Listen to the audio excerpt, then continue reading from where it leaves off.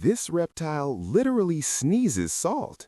Marine iguanas live on the Galapagos Islands and survive by eating salty sea algae. Instead of getting sick from all that salt, they use special glands in their heads to filter it out. Then, boom, they violently sneeze salt crystals straight out of their nostrils. What looks funny is actually a powerful survival adaptation. Nature didn't give them fresh water, so it gave them built-in desalination.